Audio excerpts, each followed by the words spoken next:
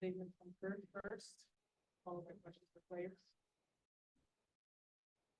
As you guys know, we talked about with the team and with you guys that have been covering us that we were trying to treat this second game as kind of a playoff series with Connecticut. And I thought when we came out in the first quarter, I thought we did a lot of things that we wanted to accomplish. And, you know, I looked at the staff near the end of the first quarter and said, you know, we really look connected and playing good basketball, and felt like we made some good adjustments going into what we considered our game 2 of the playoffs.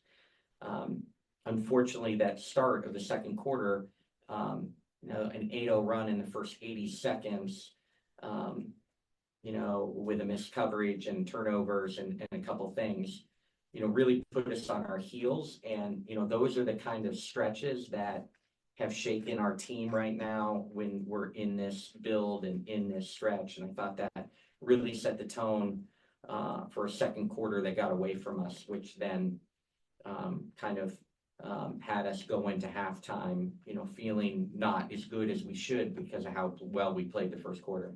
I thought, you know, Marino had a really good game against us, but we just never could really make a run at them in the second half to make them feel us. But, you know, some positives through that, you know, Azurá had a monster defensive rebounding night. We were scrambling for records to see, you know, who in franchise history has ever had more than that. And I think maybe Candace is the only person that's ever had more defensive rebounds than Azurá. So big shout out. Talked about the 3-pointers tonight, wanting to take more and hunt more threes. I thought for the most part we did that. I thought we even passed up some, and then Crystal got hot. So appreciate Crystal continuing to hunt for threes like we asked, and had, you know, what I consider her best performance as a spark with us this year. So, you know, some good moments in that game, but certainly not enough to come away with a win. So we look at that as our first playoff series, and we didn't get through it. Now we get to start this next one against Seattle. This is not easy with a third game in 4 days, and now a back-to-back ever. But we'll regroup and start to prepare for a talented Seattle team tomorrow for game 1 of what we look like in that, what we're considering our playoff series with Seattle. Questions for players. Hey, Azurá, just your aggressiveness tonight. You were able to put up 13 shots, hitting the 17 rebounds. Like, what did you see out there that made you come into this game like, I'm going to be very aggressive? I mean, I like the matchup against Breezy. Like, obviously she's really talented, but I'm a quick, like, agile post. And so, I mean, I played against her for a few years now, and I like to exploit that. So I think the team did a good job of just giving me the ball, and we were moving and just trying to, like, just like they were doing mismatches against us, we had the same amount of mismatches. So I mean, I just tried to be aggressive, and I think the team plays better when I'm aggressive, even if I'm not making everything, but just coming out being aggressive is something I'm trying to do.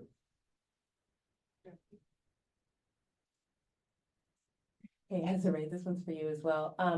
Obviously it's late in the season. It's been kind of ups and downs, but there's been some positive. Are you guys feeling some physical and emotional fatigue right now? And how are you guys lifting each other up right now? Yeah, for sure. I think it's a tough season. Obviously, that's no secret. We're out of playoffs now. Like, there's a lot of negatives, but there's a lot we can be building towards too.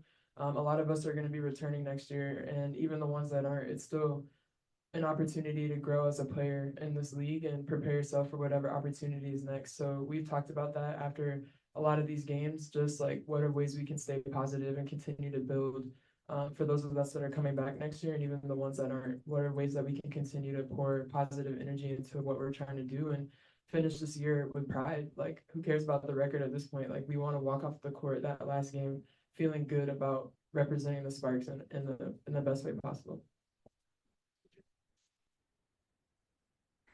I'm also sure. Hey, DJ from Infinity TV. Crystal, we had a chance to speak before the game, and you talked about finding your way to the Sparks through hardship. How does a moment like tonight feel to reinforce, you know, all the hard work that you put in to get some of that payout back? That's a loaded question for me, but I mean, it feels nice. My teammates, I'm trying to pour into them and they pour back into me. So whatever minutes I get out there on the court, I'm just gonna go as hard as I can. And tonight it just came to fruition as points. And I'd just like to point out that she's a Husky and Huskies are the best. Thank you. Get started with questions for Curt. Who'd like to get us started? Hey, Coach DJ and Fantasy TV. So with the pieces being moved, we've talked a bunch, about hardship and different things that are happening. And you're treating this like the playoffs. And again, like the pieces are moving around and we're finding different matchups. How do you feel going into this matchup against Seattle coming from this part of the game? Yeah, I haven't turned the page to Seattle yet. Okay. Still, I got this game on my mind, but obviously quick turnaround. We've played, I've been in a lot of playoff games, and the turnaround from one series to another when you advance is not always short. And so these are the kind of things that you got to turn the page and be ready. So we're going to treat it well. It's not easy to play 3 games in 4 days in this league. It's certainly not easy to play back to back. But I think, I got a group that has always been a willing preparer. They're going to prepare and we're going to coach them like we're fighting for a number 1 seed. We're going to continue to prepare hard. And it's a good test. They got dynamic players, a lot of Olympic type players. And so, we look forward to the challenge that Seattle brings. I'm not sure if they were there. I heard they might be there in person tonight, so I'm not sure if they were in the stands or not. But we'll get back to work tomorrow. Coach, you talked about just preparing like it's a playoff series a few times. And you talked about, your coverage against Marina last game. Did you change that at all? And why do you think she was able to have success today? Yeah, we changed different coverages within the game, but we played the coverage that we had success getting the ball out of her hands tonight. I thought she played with a better tempo and just exploited some of our mistakes defensively. Again, she just gets an inch. She's such a good scorer. And then, as she got hot, it's hard to cool her down. Then she starts to make the contested shots. That's what makes the elite players in our league so special is a lot of players in our league make open shots. The elite players make contested shots. And you could tell she got into one of those flows tonight where she was really comfortable. And we guarded the arc okay. They were 3 for 13 or 2 for 13, I think.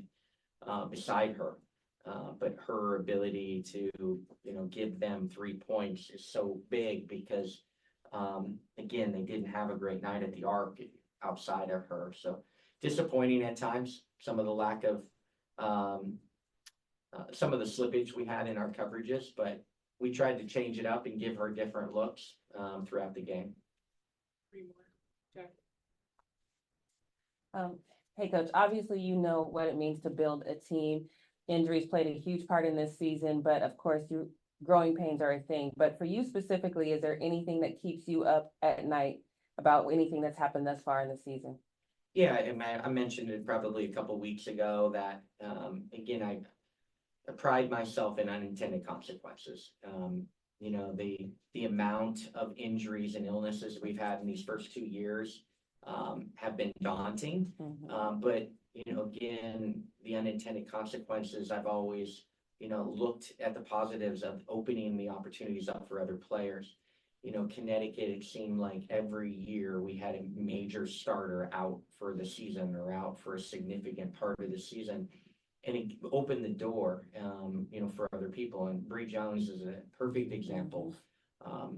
When JJ opted out of the bubble, just continued to allow her more and more opportunities. And she just kept getting better and better. And by the time she was in her 4th and 5th year, she's now a perennial all-star and, one of the go-to players. So, what keeps me up a little bit at this, with this team is, I've always prided myself to regardless of the injuries and illnesses in this league is, can you overachieve? And can you help people that now are maybe getting a different opportunity or a even more enhanced role to take advantage of it? I just haven't always pushed the right buttons for this team to overachieve. I feel like we are good enough to play with teams for 3.5 quarters, but we've struggled to get to the finish line at times. So that's on, that's what I, lose sleep at times, because this locker room has great people in it. It's frustrated. There's, that's human with the losses that we have, but this locker room has great people in it. We have a lot of people that are committed to coming back. And I just want them to experience, some joy. I want them to experience a win again, because they haven't stopped working. They haven't stopped preparing. That's, I wish for them, to feel some joy before the end of the year. Coach, you kind of just alluded to my next question. You guys haven't really been able to put together full 4 quarters. So looking ahead to your next playoff series and even, next season, how are you trying to get your team to overachieve, like you said? Yeah, I think, the big catchwords around the team recently are discipline, focus, Reagan just spoke to the players and talked about, finding joy and some of the message was not letting, one mistake, slippage, snowball. And, that's our big growth area these last 5 games is that we can't let a couple mistakes, a couple bad plays, a couple poor decisions turn into, a quarter that gets away from us or a segment in the game that gets away from us. That's important for this team. We have fine line. There's thin line between, we have fine line between, winning and losing right now. And so we just got it to avoid some of these stretches where people have bigger runs on us than we'd like. Coach, excuse me. Coach, as you said, the team has been decimated by injuries. With the challenges that this season has brought to you, A, how's your mental health? And B, what's bringing you joy? I love living in the South Bay. I live in one of the greatest places in the world, and one of the reasons that LA was such an attraction for me, despite coming off that finals appearance again with Connecticut. I love people that I work with. I'm very fortunate. I've had 2 GMs in the first 15 months, but to have Reagan as my boss, and Reagan and I once worked together as assistant coaches, and someone that has been a coach and understands what coaches are going through, that brings me joy that I'm working with really good people. I'm telling you, what can't be seen is when I got here, there was issues, and there was things that were, for lack of a better word, a little bit in disarray. And the roots that have started to form and the work behind the scenes and the work of our president, who's going to do terrific things for LA, to watch, Reagan's first year as a GM. Like, I think about back at my first year as a GM, I had no idea. So to see what she's doing already and how she communicates with the team, how she communicates with agents, is just really encouraging to me that she's going to be really a bright star in the GM role. So the roots that are in place, the support, the investment, and the commitment that Eric has right now as our owner is greater than it's ever been. And all those things, aren't going to be in the media. They're not going to be seen on a daily basis, but we're feeling them. And where we are now compared to when I got here, the roots are so much stronger. And so we've got to be patient. Never easy for fan bases. Never easy for us. I'm a builder and build a lot of programs, but I'm not used to losing either. And so you know, we're gonna get there though, and I'm proud of the work behind the scenes that isn't as seen as much on what's going on. It's gonna pay off. I can't tell you when. I understand that. I can have honest talk, but, you know, really doing good things behind the scenes. Thanks, Coach. Coach. That was a good question. That was a great question. That was a good question.